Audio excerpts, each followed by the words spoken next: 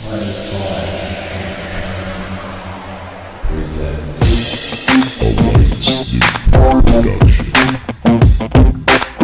White Snoop and T-Rose Show, starring the White Snoop and T-Rose. Tweet us during the show using the hashtag #SnoopRoseShow.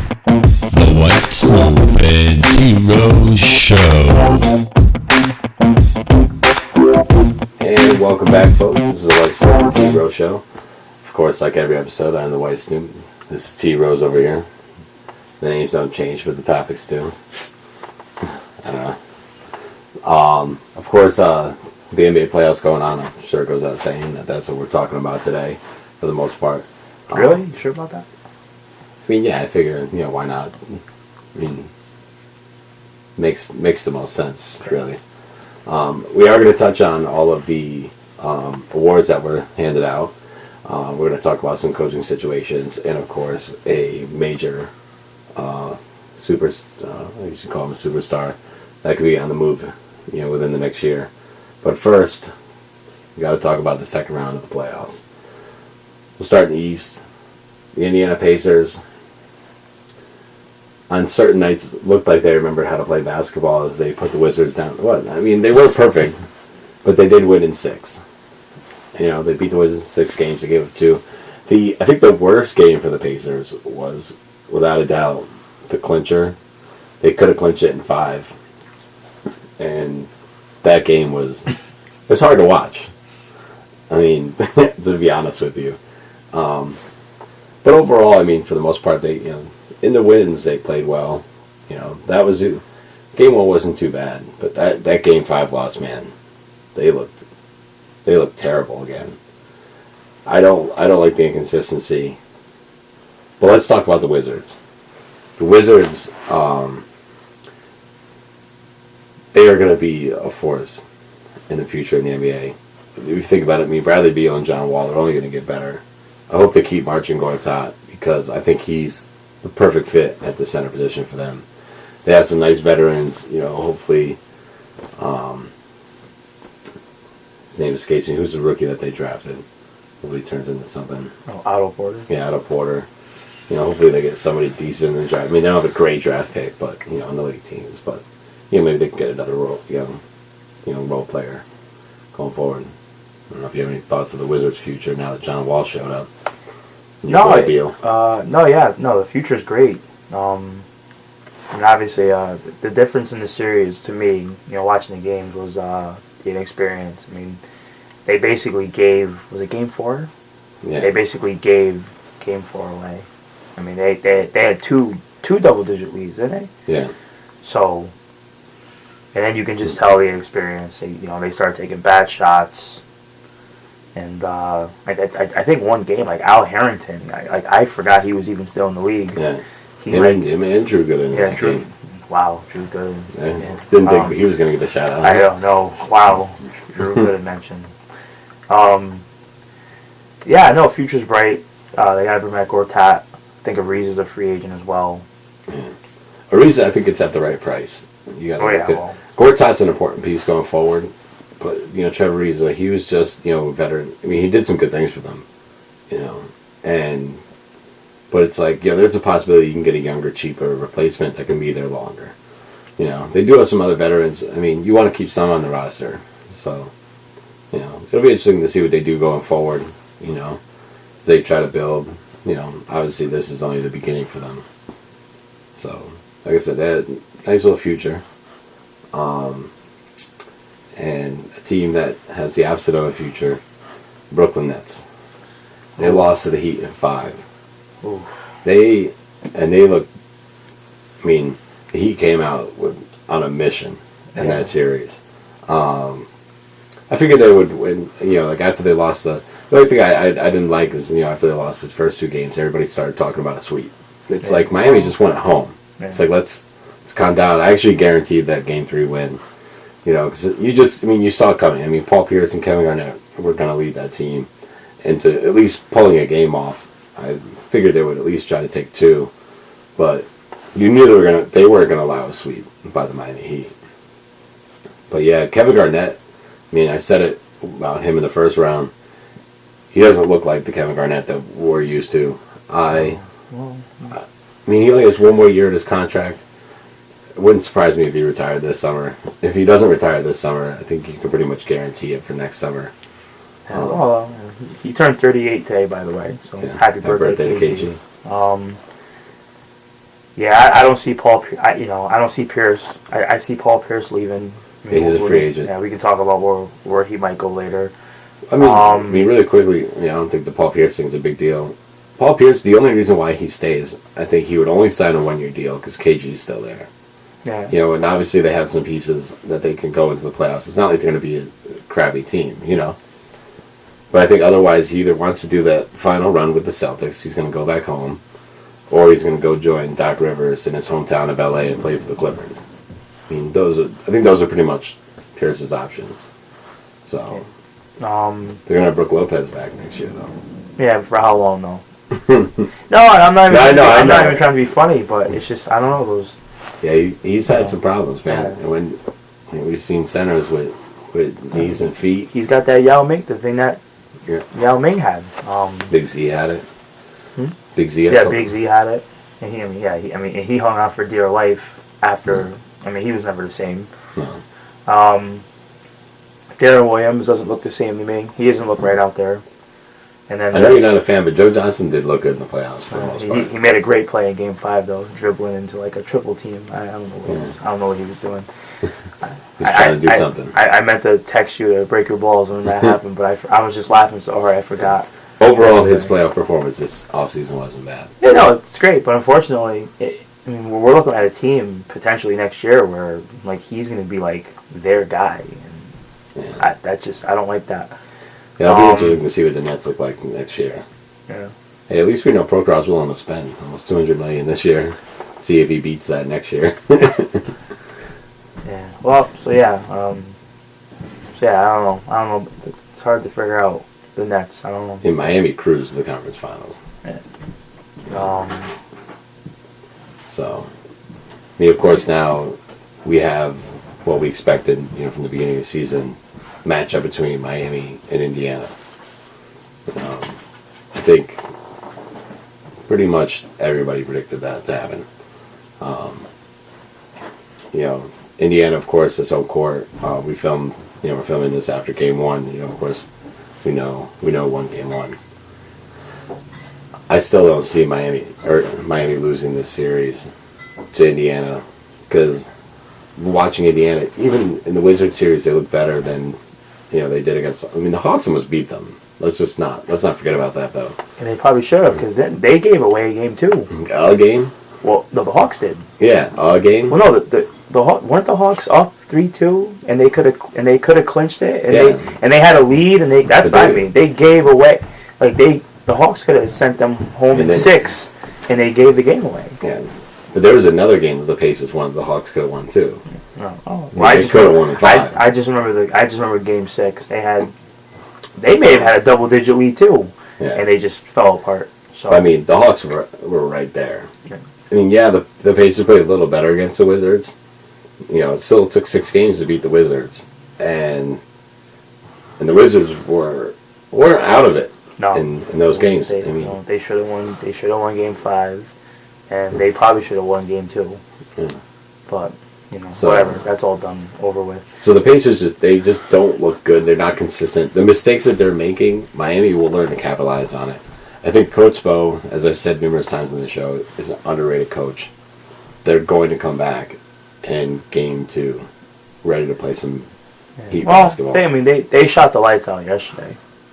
I don't know if you saw the game. They were making everything. Oh, the Pacers? Oh, yeah, it was ridiculous. Yeah, and that's not going to continue. Yeah, well,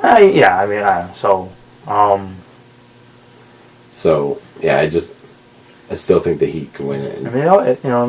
It all depends on which Roy Hibbert shows up. We're talking about a guy in the Wizards series. He went from having 25-9 to 4-2 the next game. And then one game, didn't David West score 27? I was like, what are we in 2007 again? But that's not going to happen against. No, I know. The Heat are different than those two teams. No, I know. The other thing I just want to note for anybody who's overexcited about the Pacers winning one game, the Miami Heat have lost 4 game ones.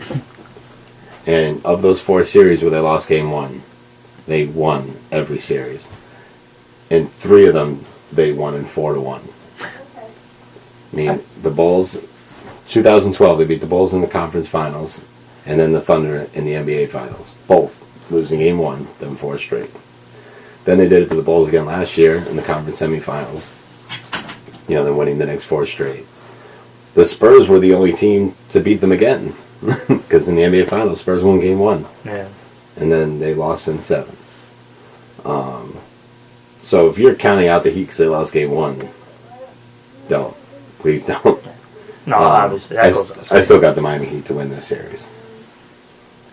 I think it's going to be Heat in 6. I think they win 4 of the next 5 games. Nope. Yeah, I'm gonna have to agree. I mean, yeah, that's probably the way to go. But we'll have to.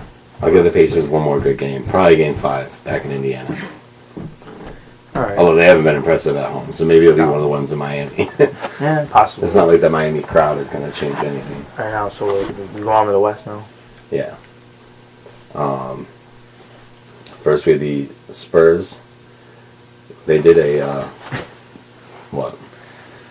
Wow. I mean, we predicted the Spurs to win, but we didn't. Bludgeoned Yeah, them. we didn't think. Like I know the Blazers won a game, and by the way, that was a really good game by the Blazers. And that was actually the best. That was probably that was their best performance. Game 5 was easily the best game by both teams, because the first 3 games, weren't even close. Thanks for the Spurs killed them. Yeah.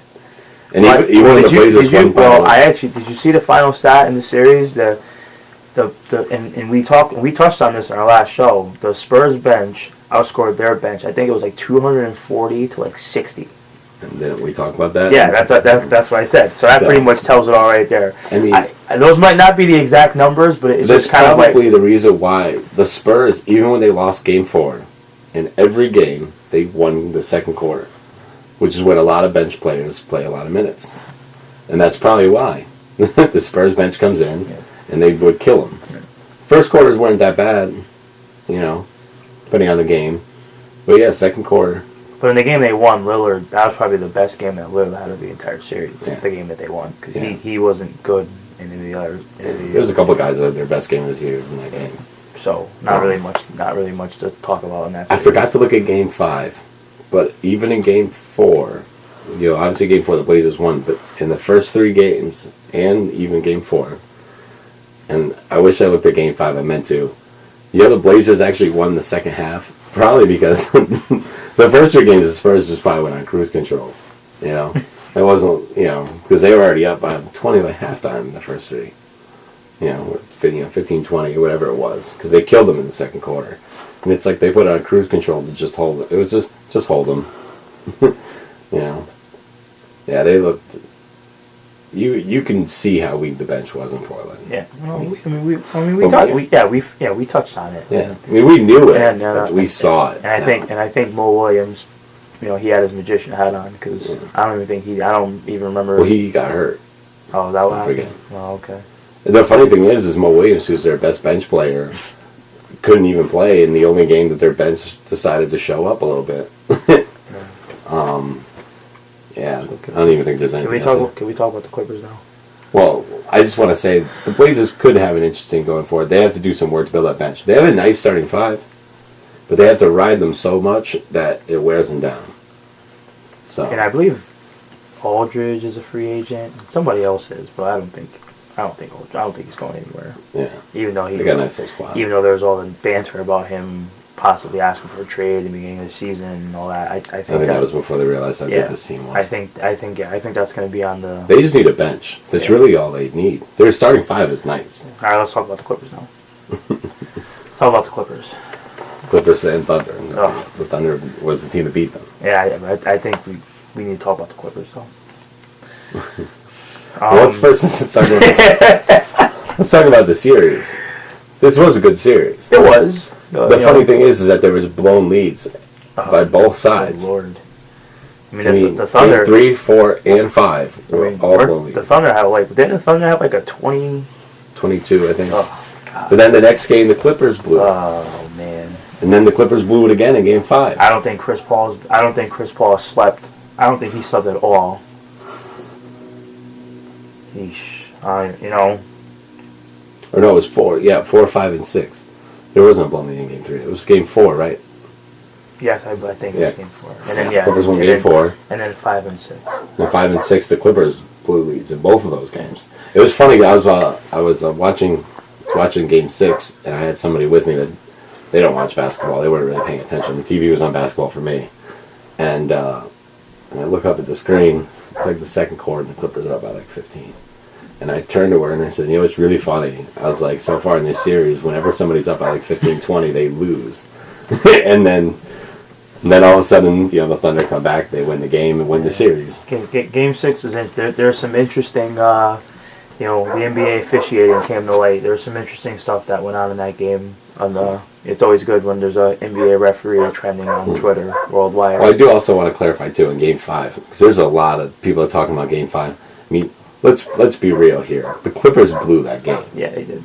People keep talking about the officiating towards the end, but there was nothing wrong with the officiating in that game. Because everybody talks about, I forgot who the first foul was that everybody hated, and it was like, oh, was that that offensive foul? Yeah, the offensive foul. It was a moving screen. It was a foul. Okay, it happens every play. And they don't call it. But that means they don't see it. If they see it, they're supposed to call it. They saw it, they call it. I don't know. And then there was... You already know how I feel about it. Then there was the whole, Reggie Jackson. It was the only missed call. Reggie Jackson should have gotten a foul and should have been going to the line for 2. They missed the call. The ball went out of bounds. They called Oklahoma ball on the floor. Then they went and they looked at the replay. Number one, the replay showed nothing conclusive, so they can't overturn the call. What you did see is the ball is in Reggie Jackson's hands. Matt Barnes hit it out of his hands, and according to NBA rules, hands part of the ball, and the ball is considered off Matt Barnes. The only way you can call it, reverse the call, is if once the ball left his hands, if Reggie Jackson touched it again. But there was no video evidence of showing that Reggie Jackson touched the ball again. So that was the correct call to give Oklahoma City the ball and keep the ball on their end of the floor. And that 3, what was Chris Paul thinking in the first place? Yeah, I mean, weren't we on the phone? I'm like, he's going to shoot it. Yeah, and he was going for the win. Yeah, just because he did it the other game. Just let him shoot. Yeah. He's not. Chris Paul, you hit him right on the elbow. But I remember I even called it. I said, he's shooting it. He's going to shoot it. He's going to shoot it. But everybody's, people that didn't want to see the Thunder win, that root for the Clippers. I know a Clippers fan. They're all. It was a foul. It was a foul. It shouldn't have been made because Chris Paul. You let Westbrook shoot that. There's still time on the clock. He's going to jack up a bad shot. You knew he was going to do it. Everybody saw that coming. The Thunder fans were holding their breath when Westbrook touched the ball. Kevin Durant standing at the top of the key. I think Chris Paul bailed him out. Yeah, and then Kevin Durant standing at the top of the key like, wait, what do you do? Oh, foul? Yes. So, but yeah. Games and then Game 6, the one they called an offensive foul on Chris Paul in Game 6. It was one of the worst calls I've ever seen. You remember the play? He drove, he passed it. I think it was Adams. He jumped in the air, and Chris Paul obviously he ran into him, but Adams, he did a flip in the air, he got suplex, and they took and I forget whoever he passed it to laid it in, and they took the basket away for an offensive foul, and I was like, that's going to cost them the game, because then the next trip down, Durant got there. You see, that call could have went either way. I would have been comfortable with a no call there. He got there, but I didn't think he was there. You remember the play, right? The problem is when you blow a 15, 20-point lead, I know. It's hard to put it on 2 or 3 calls by the refs. No, I know. Yeah, because I think they were winning by, 17 in that game? Yeah. You know what I mean? When you're winning by 15, 20 points, and then you end up losing, you did that. Well... You know what it is, that Clippers team, you look at that team, it's just, they don't have the... They have a lot of one-way players. You know, Yeah, and then I of course, like Barnes and on then, defense. you know, and then of course, you know, Blake he picks up his 5th foul on the offensive foul, and then he fouls Westbrook. I don't know. It was like, did he know? It's like, did he know he had 5 fouls when he went for that block? The part that kills me with the makeup of the Clippers. And then he's arguing the call, like Blake. But when you look at the makeup of the Clippers, though, you have Chris Paul is obviously their best player because he's their best player on both ends of the floor. He's their best defender, and he's their best offensive player. And I don't even, and he's good offensively, but I don't think he's like, I don't like I was telling He's not someone. going to be in a conversation with Melo. No, I don't think Chris Paul can beat you scoring. I don't think, like, he had that one. No, I mean, he's a pass first point guard. No, but like, you know, there's some, yeah, but you know, there's some point guards like D Rose when he's on could just kill you.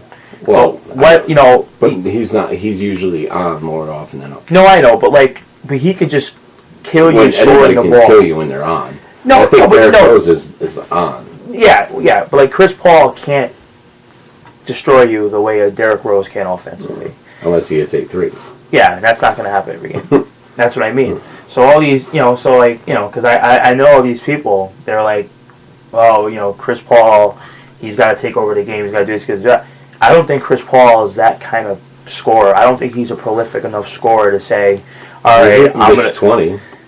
Yeah, no, he can. He's not going to drop 30 on most nights. That's what I mean. I don't think he's a prolific enough scorer to say, all right, I'm gonna get you putting the game on my back, and we're just gonna. Their best when it comes to scoring 1-on-1 is probably Jamal Crawford.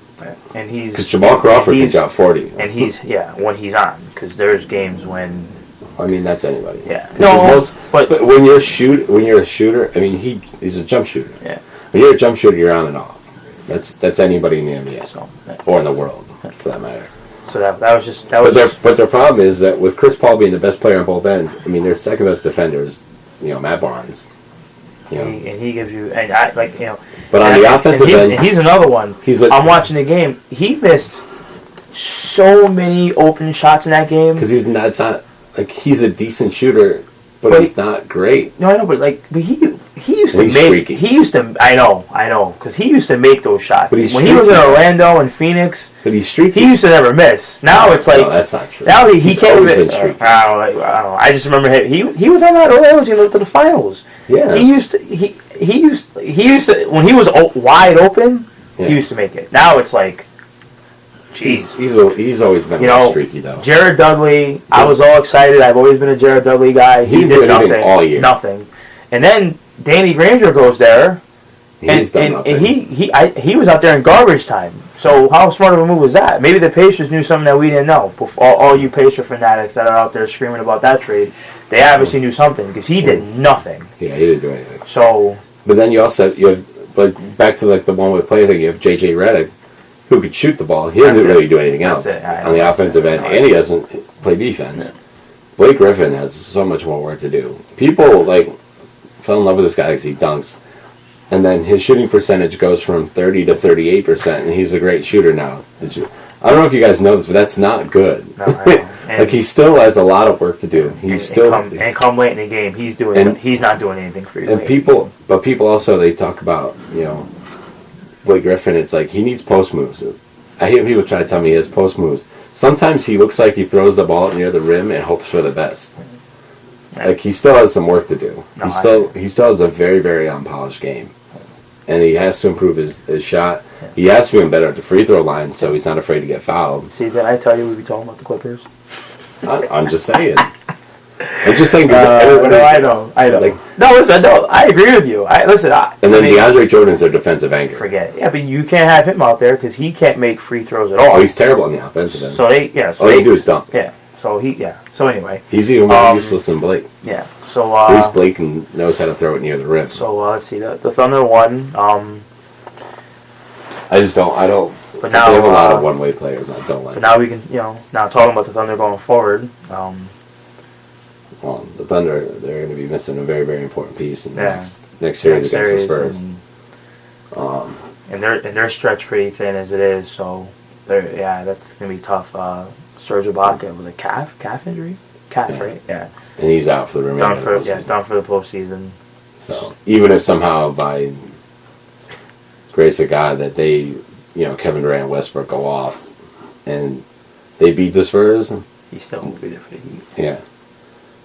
So, yeah, That's a tough blow. it's a huge blow. I don't think they beat the Spurs with Serge Ibaka out. Yeah, with no Of Serge. course, we're filming it, early on Monday, so we haven't seen Game 1 yet. Although this will probably be up, after the game.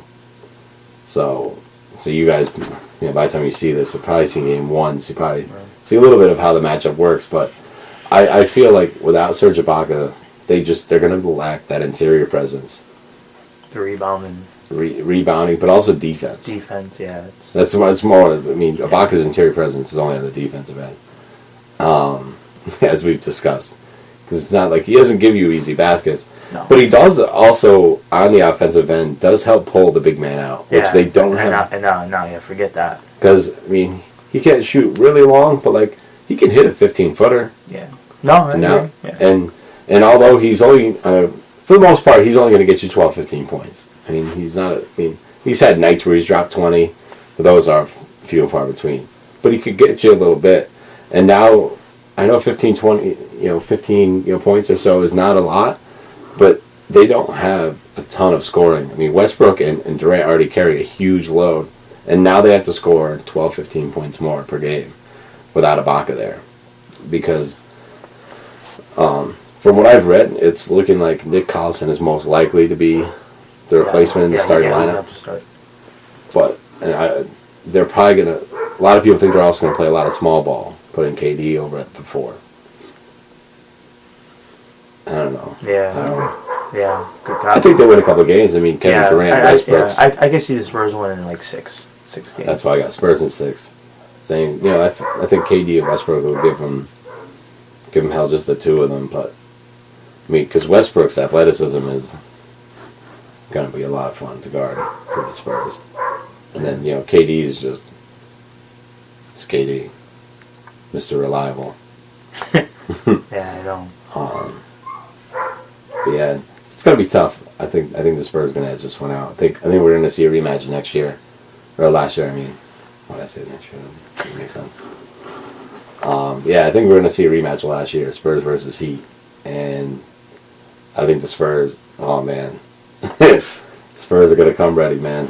I think that's going to be an awesome matchup. It's going to be an awesome matchup. Looking forward to it. So I guess that's all the playoff talk for now. We'll continue on talking about Kevin Durant. As we kind of expected, Kevin Durant is now the most valuable player, Mr. MVP, as well as Mr. Reliable. We pretty much saw it coming. LeBron, he was right there. There were certain times where, he might have been closer than others, but I think we all kind of saw KD winning this award for a while. Yeah, it was kind of a no-brainer. Yeah. So, he deserved it, man. He played phenomenal this year. When Westbrook was out, he carried that team. And then even when Westbrook was back, he was still playing phenomenal. So efficient in scoring. He's not just a great scorer, but he's so efficient at what he does. He improved his passing game, getting his teammates involved this season. It's very impressive. He was definitely a lot better this year than, I'm sure you remember him struggling in the playoffs. So you could tell he worked on his game in the offseason. So congratulations to Kevin Durant. I don't know if you have anything else to add to that. Like I said, it was a no-brainer. Since we're talking about the Spurs as well, we might as well talk about. They got 2 awards. R.C. Buford won Executive of the Year. And I forgot who it was. Somebody said that he should win the Executive of the Decade. It's hard to disagree with that.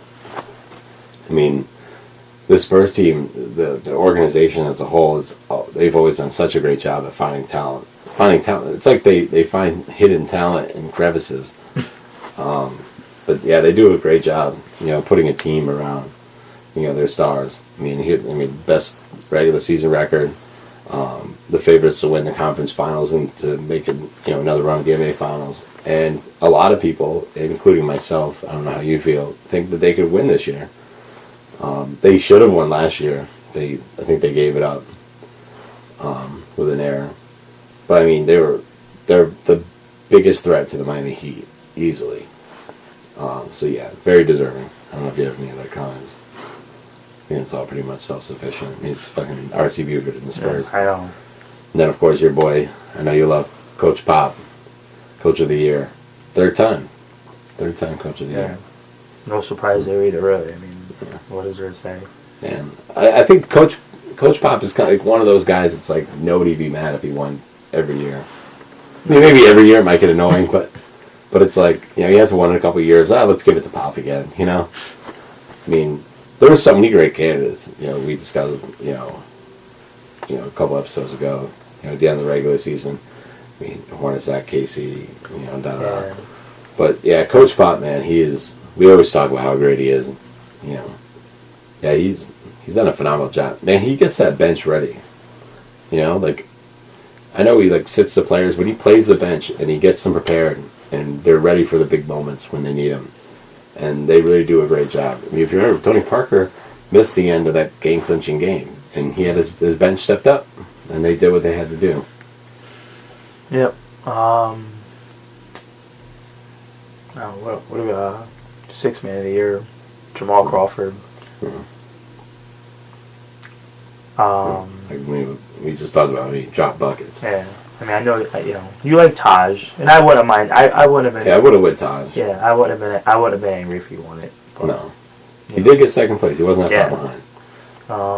I like Taj because he came in, and kind of like Jamal Crawford, and and Manu Ginobili even.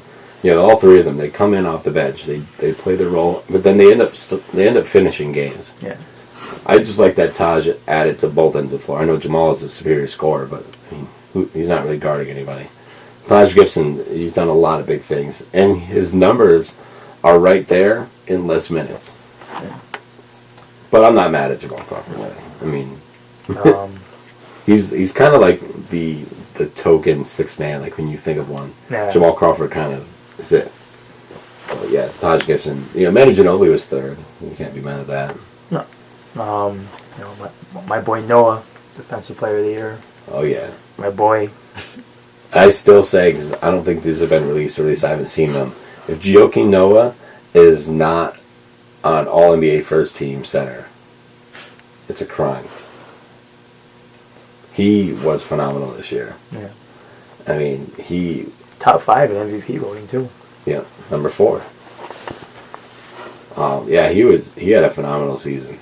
That's why, if he's not All-NBA First Team center, it's a crime.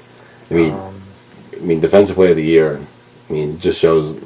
That alone just speaks for what he did what he did on the defensive end was great. I mean, he played like that. He not only guarded his guy, but he helped everybody. He made that team better defensively. Yeah, but he helped run the offense. And he kept his team going even when Derrick Rose out. Luol Deng got traded, and he kept them going. They ended up in the 4th seed, and Joakim Noah had a lot to do with that. Dragic's most improved player. Yeah, you can't be mad at that. Yeah, no, not at all. He had a nice There's a year. couple candidates just on the Suns team. I Yeah, know. Dragic had a great year. Yeah, he had a nice year down there. Yeah. He was mentioned in the All-Star snubs. Yeah, he was. Yeah, you can't be mad at Dragic. That Suns team, man, they were really impressive. Yeah. It sucks 'cause they didn't make the playoffs, and they're gonna get a late lottery pick. Yeah. So, but we interesting to see what they do with Bledsoe. Bledsoe, restricted free agent. They have plenty of money too, man. It'd be interesting to see what they do. Yeah, they've been in a couple talks for a couple big names, so yeah, I guess we'll see. July's right around the corner. As crazy as that sounds. Yeah, and then Rookie of the Year, Michael Carter Williams. Another one that we all kind of saw coming. Yeah. He was a big part of the 15 wins that they got. They didn't really win without him, though. No. When he was off, I mean, I understand the team was bad, so it's not like they killed it when he was there. But when he was gone, they were a lot worse. They were like regular bad with him, and they were terrible without him. That Sixers team, they need to get a top 3 pick. Oh yeah, If they have desperately, and they have to draft the right guy. Yeah, Shout out to Dan Gilbert, by the way. Desperately. Shout out to my boy Dan. Over in But Cleveland. if those Sixers, the interesting part is they have a couple early draft picks. One of them being their own. They have a couple good draft picks this season. They have Nerlens Noel, He'll be there. Oh yeah, he'll come back. who's in the waiting. Yeah. No, that's what I said. Darian Michael-Carter-Williams. They just need to, they need to draft. I don't think they're gonna automatically jump into playoff contention. No. But I think they can kind of do what the Hornets, well, or now the Pelicans. I mean, what the Pelicans kind of did, where they drafted Anthony Davis. They made a couple moves, and now, they're not in the playoffs, but they're not one of the worst teams in the NBA anymore. Yeah, too many swing guys in that team. though. They gotta make The it. Sixers. No, the Pelicans. Yeah, they gotta make it. They gotta make a choice. So they have Gordon, Evans, and Austin Rivers. There's only one basketball on the court at a time, isn't there? You only have 5 guys out there too. Unless you're the Miami Heat, putting all swingmen out there doesn't work. How does that work for them?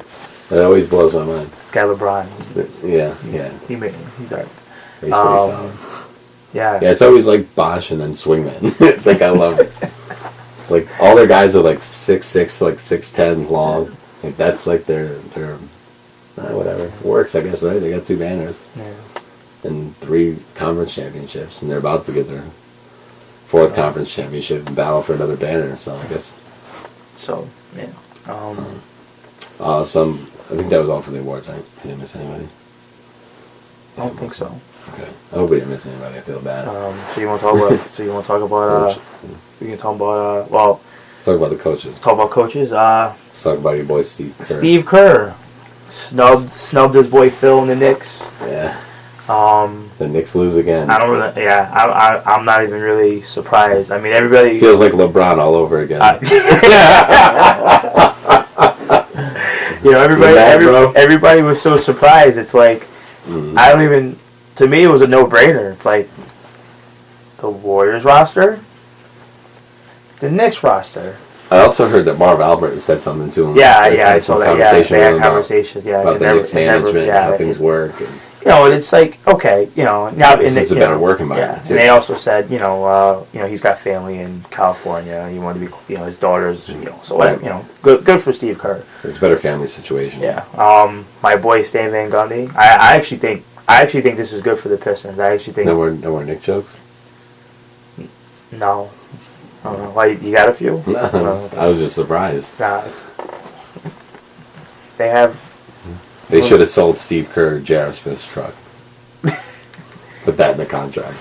Oh. That might have changed things. It's like, look, guys, I don't know. I doubt it. We'll give you J.R. Smith's truck. All right. I'm in. Anyway, Stan Van Gundy to Detroit. That could be interesting. I've already heard because he's their head coach and he's the president of basketball operations, which is key. Well, his president of basketball operations is his first and big job. Yeah. Greg Monroe's restricted. I think they move him. I don't think he comes back. Okay. You move Josh Smith over to the 4. You have him play with Drummond. Yeah, because you're not trading him. Yeah. Well, you're not trading Drummond, and you're sure as hell not trading Josh Smith. Well, I just mean you can't. Nobody's trading for Josh. Yeah. Smith. That's what I meant. Yeah. So I think And Brandon Jennings is pretty much there too. Yeah. So I forget who I was talking to. So I was like, they could trade Brandon Jennings. And I was like, who's taking what? him? I was like, did they mention that part? I was like, what? But anyway, and he's gonna work with this Drummond kid he's already a stud. Oh yeah, he was easily the brightest spot for the Pistons in this past season. So Drummond played very a real coach. Very well. If you really think about it, he didn't really have a lot of bad games either. Like Drummond was pretty much he's very, very solid, very consistent, big rebounding numbers. Shout out to all the teams that passed on in the draft. You'll be kicking yourselves in the rear end in a couple years. A lot of teams didn't draft him. Stan Van Gundy's a great coach, and I think that alone is going to improve the team. But I still want to see what he does to improve the roster. Oh, I mean, yeah. there's Give him time. well, yeah, no, he just because got hired. I mean, they're gonna get something from Monroe. Monroe's a good player. Yeah. He's a good little player. Well, I think Sam Gundy's going to do it. Yeah. I'm just saying he has a job to do though. Yeah. Oh. You know, they have to find a 2-guard. Still, they don't have a starting 2-guard. I said you're going to trade. And if they move Monroe to move Smith over to the 2, now you need a 3. He'll get it. I have faith. I have faith too. I'm just saying that he does have a job. Because what he did with those Magic teams. Well, he wasn't the GM over there. Yeah. Well. Otis Smith did it. No. But see, I'm talking like that team that he took to the finals. You look at that team; they weren't really that good. Yeah, I know. And he had to wait. And he had to my Lou. He had to wait. And he had to wait. Shout out to Julian. Yeah. Julian hasn't had any shout outs on. He had to wait, and he had to wait when he was still. I mean, he was still pretty raw. Mm-hmm. So that's what I mean. Turkoglu played out of his mind that year. Yeah, well, earned himself some money. Yeah. Oh yeah. shout out to. Yeah, it's crazy. So. But yeah, man. I think he can do it. I'm just saying that there is. Oh yeah, well obviously. There's plenty of work to do. Yeah, right. And shout out to the Warriors because he could have been your coach, but they didn't want to give him. They didn't want to give him control. Yeah, which Well, he probably wanted it because of the Otis Smith situation. Yeah. If I had somebody would mention his time with the Heat as part of it. Oh. Yeah. They built this team, then Pat Riley goes, we got a championship team. I'll take it from here, buddy. Yeah. So we had that happen to him. So now he can't. He'd have to fire himself now. And then he had Otis Smith. It's no wonder he wanted control. I got faith in him. I think he can do it. For the big one, close the show. Your boy, Kevin Love. Yeah. I guess ESPN's Mark Stein reported last night that I guess his agents pretty much he's got told the Timberwolves that I'm not signing an extension here at the end of the year. I will become an unrestricted free agent.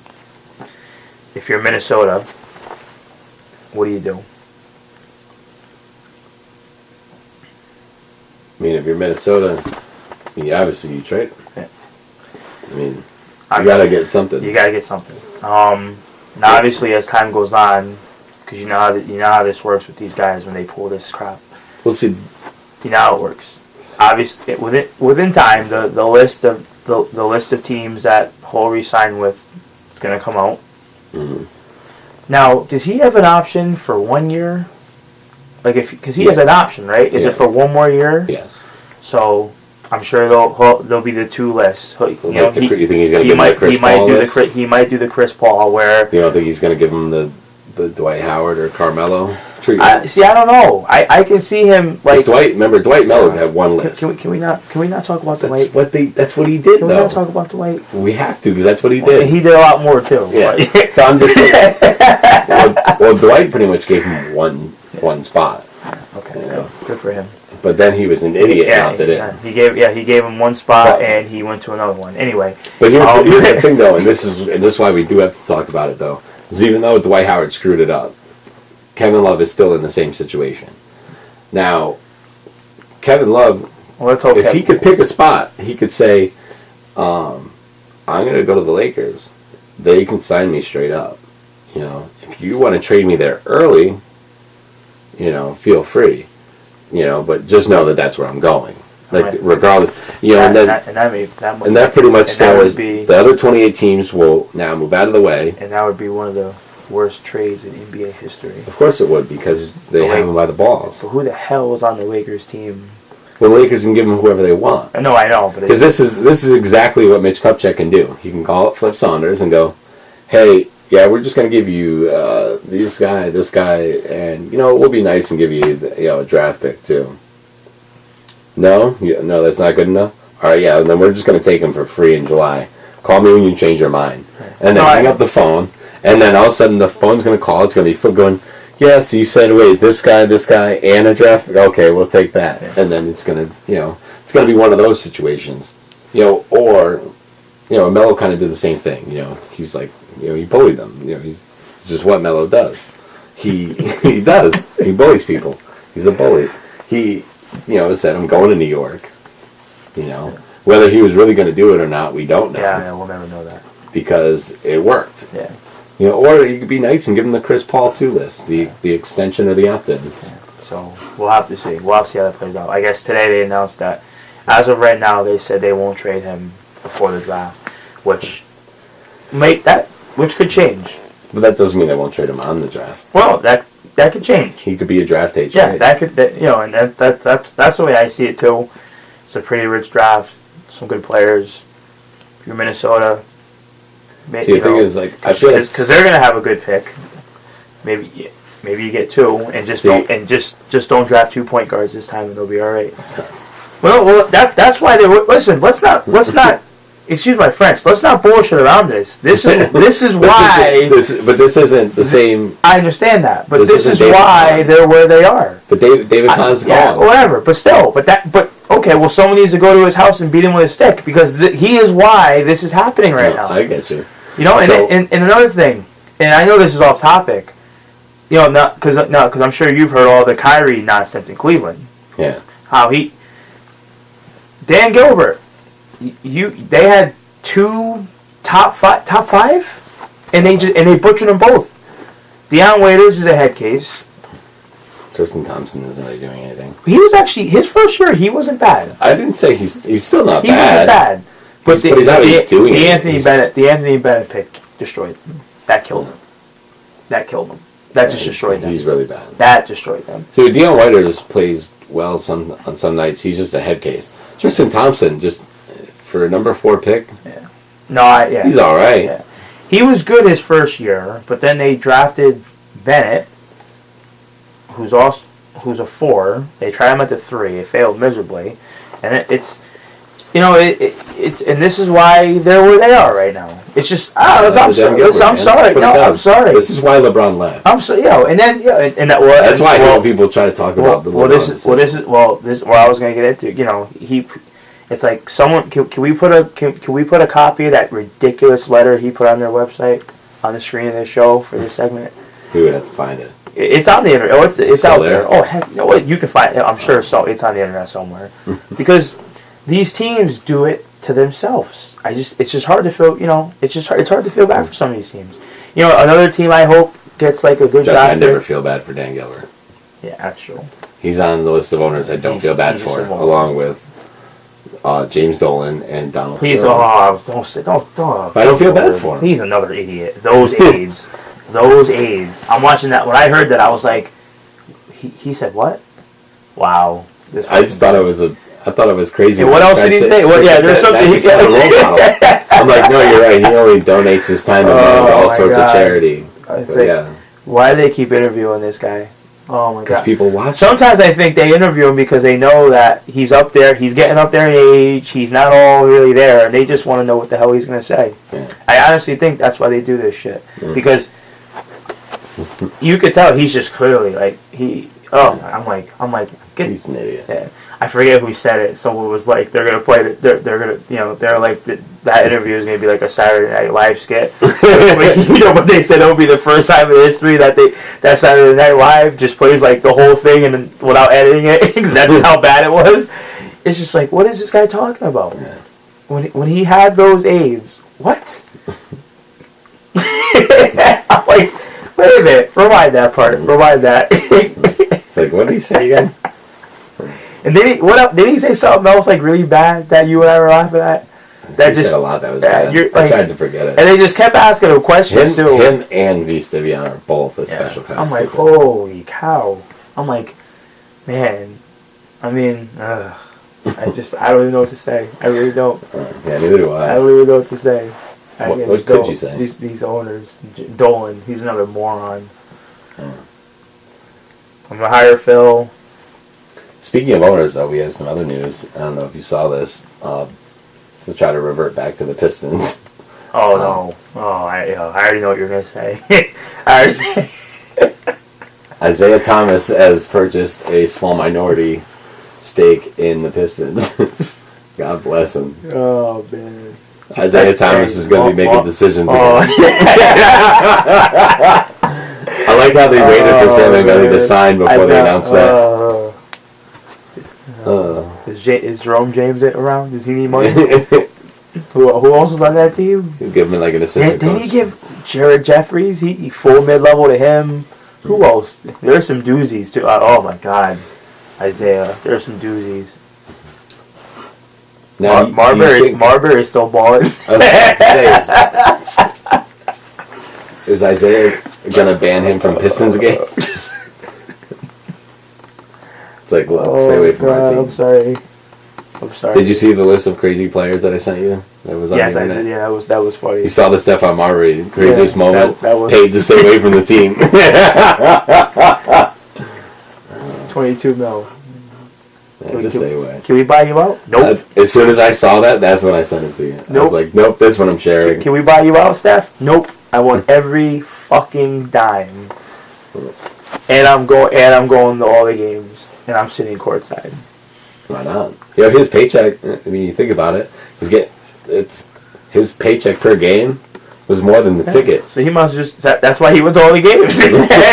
He was still there. He's getting paid. Yeah, because they get paid per game. So Yeah. go to the game. But you think about it. I mean, what's a ticket? I mean, even a good ticket, a couple G's tops. That's fucking awesome. He had nice seats. There's a one Laker game. He was like right. He was courtside. With Jack Nicholson. He could have stole the ball and like scored a basket if he wanted to. Yeah. I'm just saying. I mean, you spend maybe $5,000 on a ticket or less. I mean, but he's making, you know. You think he flew on the charter? You think he flew on the charter jet? No, because he had to stay away from the team. I'm kidding. He had to ride commercial. He probably had his own jet for all the money he was making. Yeah. Like, this is on the Knicks. I saw Spree was on that list. Yeah. Oh yeah. How can I feed my family at $9 million a year? No, it was 7. It was 9. I thought it was a 21, 3-year 21. I thought it was. So how am I I thought it was supposed to feed my 27. I thought it was 3 years 27. We'll have to look that up. How am I supposed to feed my family? We'll have to look that up. Well, either way, if you can't feed your family on $1 million, I have a family to feed. I want to know your fucking family. Oh, it's great. What was one of them? 14 kids by 9 moms? I forgot who that was, but I did read that. It's got to be Sean Kemp, no? No, he's up there though with that. So Shaq, but it wasn't them. It was Well, somebody else. okay. A basketball player? Yeah, because Shaq has like 10 kids from a couple Really? of moms. Doesn't he? It's Barkley always ring that. I don't know. I could have swore. I know. Yeah, Kemp is up there. Yeah. I know Kemp is up there, but it wasn't him. It was somebody else. Wow. Crittenton and Gilbert were both in there for the guns. Delonte West was in there for his own gun issue. Remember he had the case full of Home guns? Depot. Yeah. Remember they're yeah, where is he? Like how did he couldn't get back into the league? Yeah. Oh man, that Steven guy. Jackson and Artest are both on. I remember he couldn't. Remember during the Fighting the lockout. fans. I remember during the lockout he couldn't go overseas because he had that on his record. Remember they won't let him overseas. I never forget seeing that. Yeah, job at Home Shit's Depot. getting real. Fill that application at Home Depot. Oh man. Oh man, that's crazy. That's crazy. Wow. That's the NBA, folks. Home Depot. That's. I don't even know what to say about that. We'll have to look that up though. I think we'll have to say that's the end of the show. Yeah, we have like a checklist. Was it 3 years 21 or 3 years 27? Who has 14 kids by 10 moms? 9. It was 9 moms. Oh, 9 moms. And what is Delonte West doing these days? We have Give him a call. we got to figure out. I wonder if LeBron still has his number. Is that too soon? Too soon? We got to find out what he's doing. Yeah. He's probably living in Akron with his girlfriend. Oh man, that's crazy. You see this guy? What's his face? Andrew Wiggins had like a 44-inch vertical at the combine. That's crazy. Actually, yeah. Let's. Well, I mean, we don't really have anything else to mention in this show, so we're gonna close up.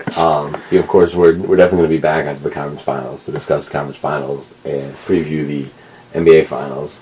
I think that the draft lottery is tomorrow, right? Yeah, it's tomorrow. Yeah. Okay. So we'll talk about the draft a little bit in that show. We're definitely going to do a draft special. We have to do a draft special. You know, we're going to do 2 actually. You know, one before the draft and then one after. So I can make fun of more. So I can slam more teams. Yeah. And there could possibly be special guests. We can't promise anything yet. We gotta send. They don't even know yet. We gotta send. We gotta send the invitations out. We're gonna send out a pair of invitations. We'll have to do that. So I think that's pretty much it. I'm just mad that there's Knicks fans that think Phil Jackson's gonna coach. I'll go. I'll close the show on that. He's not. At least not next year. Definitely. No. Just let it go. He's not stupid. Let it go. Yeah, no. I think we can close the show on that. Before I think we'll close the show on. See you back after the conference finals. Before I think of something else crazy to say. These 2 matchups and of course the upcoming NBA finals, and we'll do a quick mention of the draft order. We're not going to go too into the draft that early. So we'll see you back in what is it, about a week and a half? You think? Yeah, about that. So we think both series are going 6 games. So yeah, about a week and a half, 2 weeks. You know, whenever the series ends, we'll be back. All right. So we'll see you guys then. Alante, we're looking for your dog. Let's get to my loo. Got your dog.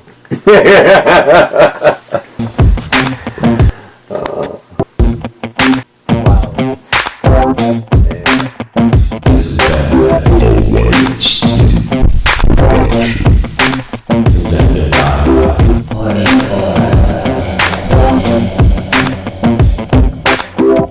the White Snoop and T-Rose Show.